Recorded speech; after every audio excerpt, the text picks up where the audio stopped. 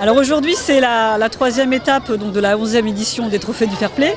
Donc partenariat important avec Meurthe-et-Moselle Habitat et la SNL. Troisième étape sous le soleil, avec toujours un même principe, donc l'organisation de matchs, donc des équipes d'enfants de 6 à 14 ans et le village citoyen pour tester les connaissances des enfants sur des thématiques telles que la citoyenneté, le respect du cadre de vie, le développement durable. Voilà. Et au terme donc, de l'après-midi, 6 équipes vont recevoir des récompenses. Donc les 6 meilleures équipes seront les équipes qui auront à la fois réussi les matchs, mais également bien répondu donc, aux questions de nos partenaires sur le village citoyen. Et ces équipes donc, obtiendront un ticket pour la finale qui se déroulera au stade Marcel Picot le 30 mai prochain. Meurthe-et-Moselle Habitat, c'est un bailleur social et une de ses missions, c'est le développement d'actions qui permettent le développement de la cohésion sociale, du lien social. Et donc les trophées du Fair Play font partie de cette démarche. Le grand moment pour les enfants, ça reste le fait de rencontrer des joueurs d'ASNL, des joueurs professionnels. Donc, on sent bien que c'est un moment important. C'est un moment très convivial. On sent que les partenaires sont aussi très satisfaits d'être présents. Ils repartent avec le sourire. Nous aussi, on repart avec le sourire. Donc voilà, c'est un moment festif avant tout et voilà, extrêmement réjouissant pour tout le monde.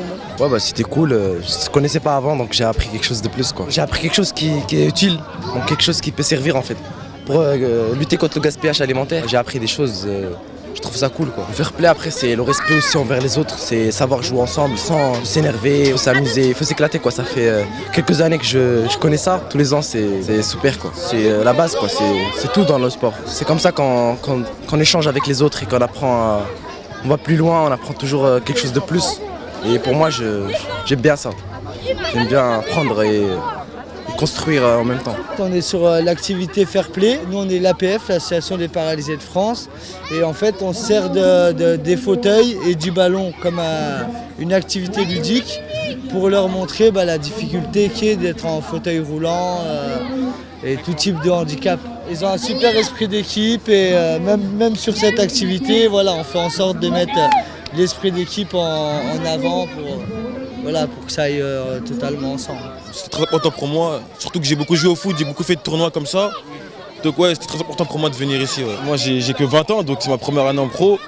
J'ai fait énormément de tournois dans ma vie, parce que j'ai commencé le foot à 5 ans. Et j'ai fait beaucoup de tournois où on voyait des joueurs professionnels arriver en guise qui remettaient les médailles ou les trophées. Donc moi j'étais très content quand je voyais ces joueurs arriver pour nous remettre ces trophées.